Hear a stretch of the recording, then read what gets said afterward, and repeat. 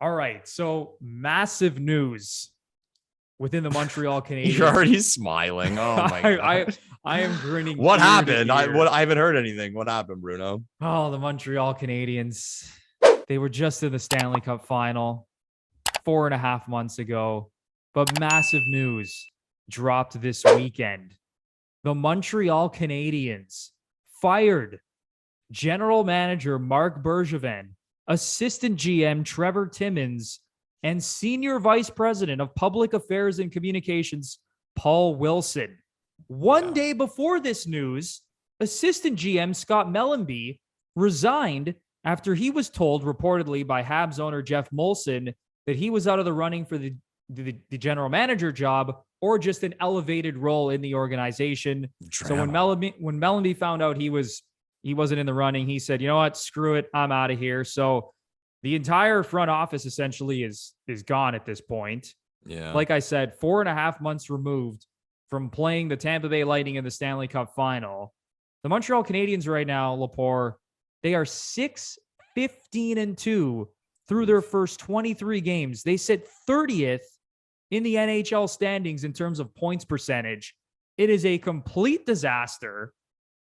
So let's turn it over to you first and get your take on this just disaster of a situation in Montreal.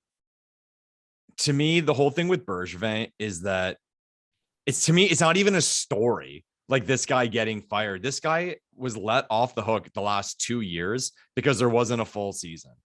This team did not put up records over the last 2 seasons good enough to make the playoffs. And going back, so like this is like the complete scope of Bergevin's time in Montreal. So his first season as GM was 12-13. Okay. And I think we would all say that a GM's first couple years are kind of off because it's not their team. They try to impose their style of players, their coach, their style. So not really fair to judge the first couple of years after a GM is named.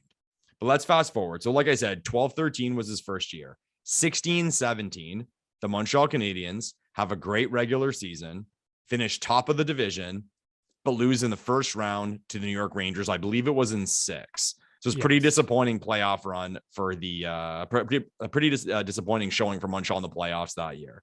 So then moving forward, 17-18, Montreal misses the playoffs, 29-40-13, 18-19. They actually had a pretty good season, 44-30-8, but missed the playoffs. Okay. The year after that, 1920, when the season got cut, 31-31-9, and the famous thing was they were 24th, right? They got in as the 24th seed. They were invited to the return to play format in the bubble as the 24th seed. So, and then 2021, last year, 24, 21, and 11. And like you touched on, this year, they're 6-15-2. Okay. So Marc Bergevin, his team, and now we are we're like 8 years after he was named GM. This team hasn't put up a record good enough to make the playoffs in the last 5 seasons. So if you're him looking at that table, like what could he possibly say? It's not a case where he's built this team and things haven't gone. No. This is the last 5 years. And the year before that, you went out in the first round. So like to me, he's got no leg to stand on. And you want to get ready to laugh. Remember how we made the joke? We were joking, was it last week or 2 weeks ago, about the GM of the Year award and how like Lamoriello got to get it twice and how like fucking ridiculous it is that he was getting it. Bergevin, 13, 14, and 2021 second. He came second in voting for that award. So last year, this guy, who again hasn't built a team good enough to make the playoffs in 5 seasons, was announced as whoever does the voting for that one thought is the second best general manager in the National Hockey League. It's horrible.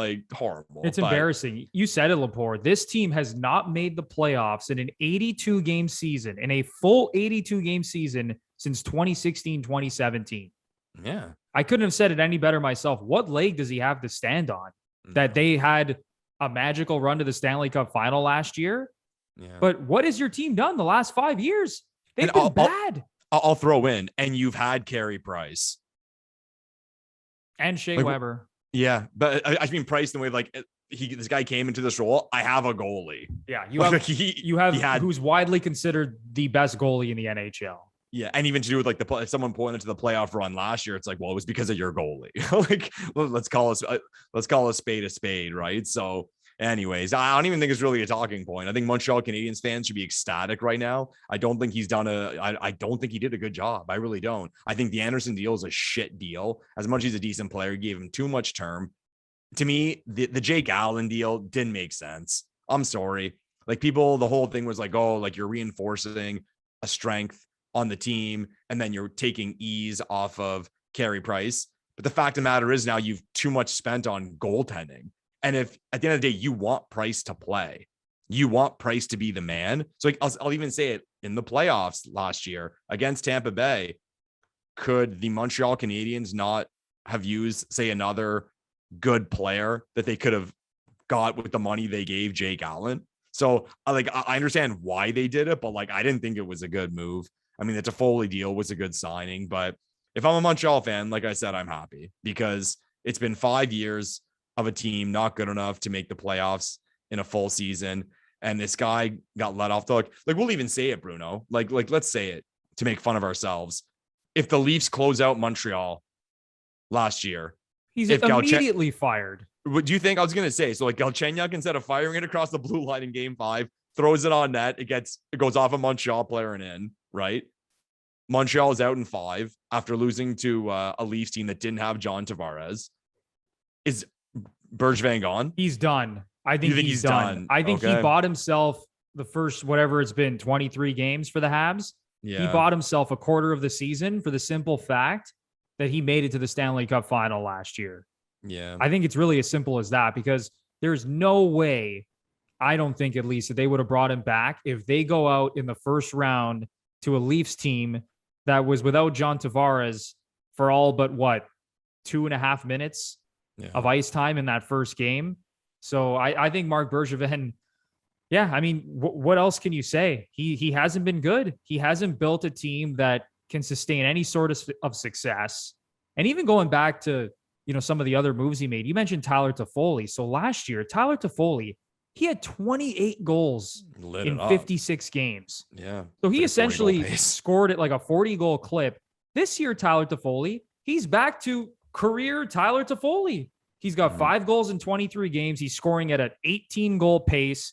I know Tyler Toffoli's a multiple-time 20-goal scorer. He has 130-goal season. Oh, he's a good player. Yeah, no, he's a good player. But when guys like that are kind of coming down to their career averages, Nick Suzuki, despite showing signs of brilliance over the last 2 playoffs, he hasn't been good. 4 goals in 23 games. He's only got 15 points. Like you said, Josh Anderson has been a complete disappointment. Christian Dvorak, who, after they lost Jesperi Kotkaniemi to Carolina, Bergevin's like, don't worry. I got this covered. I'm going to trade a couple picks and get Christian Dvorak. We're going to be just fine. Christian Dvorak has not been good. He has 4 goals and 11 points in 23 games. And I believe his career high in points is 37. So he's on pace. Yeah, he's studying for the he's part for the fans course. Who were all excited, being like, we got a great young center, remembering his days on the London Knights with Mitch Marner and Matthew Tkachuk. I think we can safely say at this point, the Christian Dvorak has been kind of a disappointment in the NHL. Yeah. Like, there's really no other way to say that, right? So you just go down the list, disappointment after disappointment. Brendan Gallagher, who at one point, Lepore, was one of the best 5-on-5 goal scorers in the NHL. Yeah. I would see stats all the time from the analytics guys showing how good Gallagher was at 5-on-5, showing all this. It always caught me off guard. We'll see the names, then I like Ovechkin, Matt, and then it's Crosby, Gallagher. What? Yeah, it always Gallagher. I mean, this dude's fallen off a cliff. Last year in the playoffs, he was a disaster. Didn't have a good regular season. He has 4 goals as well in 22 games and 10 points. So when you're not scoring, when you're not getting good goaltending, because Jake Allen has not been good this season with Carey Price out of the lineup.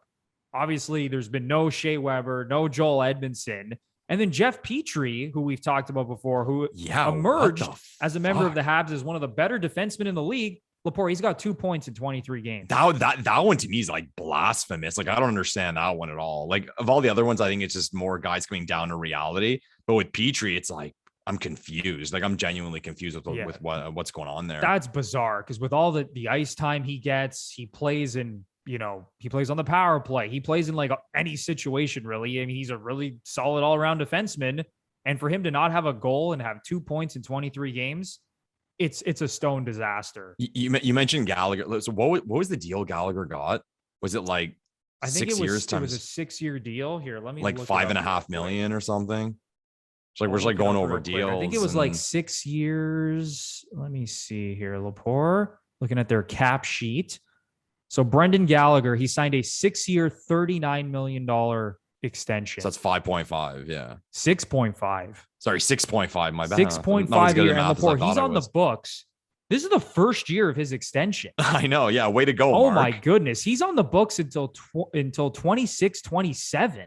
Yeah, man. Are you kidding me? I know, man. Like him and Anderson too. It's like a 7-year deal. Like, and you have the price on the books. Like, it's a shit job. Let's say it. Bergevin, like Habs fans should be ecstatic right now. And who knows? Like maybe the case on the side of the Molsons was like, just let him ride out his contract, and it buys us time to find someone or decide what we're gonna do. But they just saw how the season started, and they were like, enough's enough. Like, let's end this now and try to push in that new culture as soon as we can.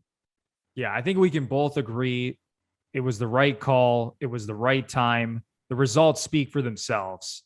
Yeah. When you haven't made the playoffs in a full 82-game season since 2017, I mean, good night. It's as simple as that.